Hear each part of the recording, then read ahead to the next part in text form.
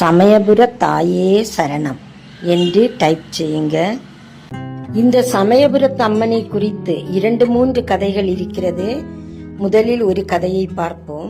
சோழ மன்னன் ஒருவன் தன் தங்கையை கங்கை நாட்டு மன்னன் ஒருவனுக்கு மணம் முடித்து அவர்களுக்கு சீதனமாக ஒரு கோட்டையையும் நகரத்தையும் அளித்தார். அதுவே கண்ணனூர் என்ற பகுதி. பிற்காலத்தில் பாண்டியர் படையெடுப்பார். கோட்டையும் நகரமும் அழிந்து விட்டன. அந்த இடம் பின்னர் வேப்பமர காடாக மாறியது. சமயபுர மாரியம்மன் ஆதியில் வைஷ்ணவி என்ற நாமத்தில் ஸ்ரீரங்கத்தில் குடிகொண்டிருந்தாள். உக்கிரகோலத்தில் இந்த அம்பாள் திகழ்ந்தாள்.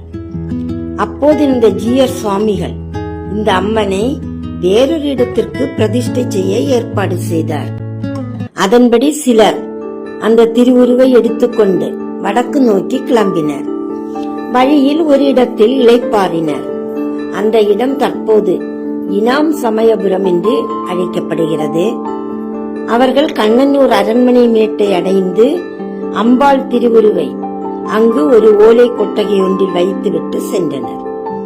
எனவே அம்மன் கண்ணனூர் மாரியம்மன் என்றும் அழைக்கப்பட்டாளாம். இந்த அம்பிகை உரிய காலத்தில் தேவையான வரம் தந்து சமயத்தில் வந்து காப்பதால் அவள் சமயபுரத்தாள் என்று போற்றப்பட்டாள். வேறொரு கதையும் இருக்கிறது. கிருஷ்ண அவதாரத்தில் வசுதேவர் தேவகி இந்த தம்பதியினருக்கு 8வது குழந்தையாக கிருஷ்ணர் பிறக்கிறார். கிருஷ்ணரே யசோதை வீட்டுக்கும் அங்கே நந்தகோபன் யசோதையின் பெண் குழந்தையை கம்சனது சிறைசாலைக்கு வசுதேவர் இடமாற்றுகிறார். அந்த பெண் குழந்தையை சிறைக்கு வந்து கம்சன் கொல்ல முயன்ற போது அவனிடமிருந்து தப்பித்து வானில் உயர்ந்து நின்று அந்த குழந்தை 8 கரங்களுடன் மாயாதேவியாக காட்சியளித்தது. மாயாதேவியாக காட்சியளித்து உன்னை கொல்லும் யமன் கோகுலத்தில் வளர்கிறான் என்று கூறி மறைந்தது. அந்த மாயாதேவிதான் மாரியம்மன். அவள்தான் சமயபுரத்திலும் அம்மனாக விளங்குகிறாள் என்பதும் ஒரு ஐதீகம். வேறொரு கதை, சிவசக்தி சுரூபமாக வாழ்ந்த ஜமதக்னி முனிவரின் மனைவி ரேணுகா தேவியே மாரியம்மனாக மாறினாள் என்பது கர்ண பரம்பரை கதை. சிவபெருமான் மன்மதனை எரித்த வெப்பத்தின் அனல் தாங்காமல் தேவர்களும் மனித உயிர்களும் தவித்தனர். எனவே அவர்கள் உமையம்மையை வேண்டினர். அவள் அந்த வெப்பத்தை உள்வாங்கிக் கொண்டாள். அந்த சக்தி சுரூபமே சீதளா தேவி என்றும் மாரியம்மன் என்றும் வழங்கப்படுவதாகவும் சொல்லுகிறார்கள். தீராத நோய்களை தீர்த்து வைக்கும் திருத்தலமாக சமயபுர மாரியம்மன் திருக்கோயில் விளங்குகிறது.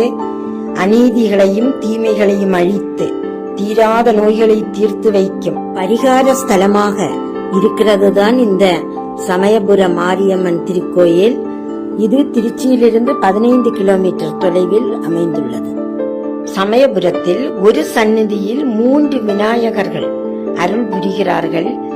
அம்பாளின் உக்கிரகத்தை தணிக்கும் வகையில் காஞ்சி பெரியவரின் ஆலோசனைப்படி நுழைவாயிலின் வலப்புறத்தில் ஒரே சந்நிதியில் ஞானசக்தி, இச்சாசக்தி, கிரியாசக்தி வடிவங்களாக 3 விநாயகர்களை பிரதிஷ்டை செய்துள்ளனர்.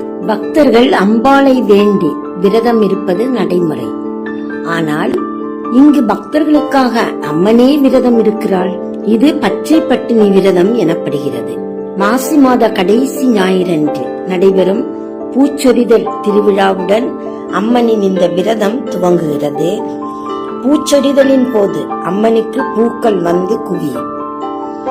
அம்மை நோய் பீடித்தவர்கள் தங்கி குணம் பெற இங்கு தனி மண்டபம் ஒன்றுள்ளது.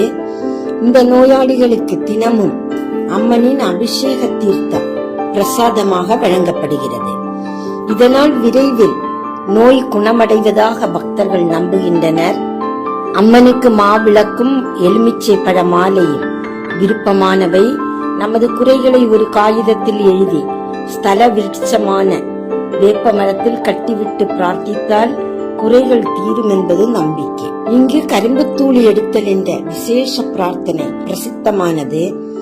குழந்தை பேர் இல்லாத தம்பதிகள் கரும்பு தூளி எடுக்க வேண்டிக் கொள்கிறார்கள்.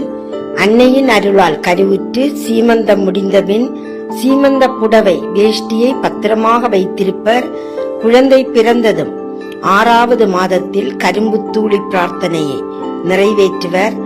ஏற்கனவே பத்திரப்படுத்திய துணிகளை மஞ்சள் நீரில் நனைத்து கரும்பு தொட்டில் தயார் செய்து அதில் குழந்தையை கிடத்துகிறார்கள்.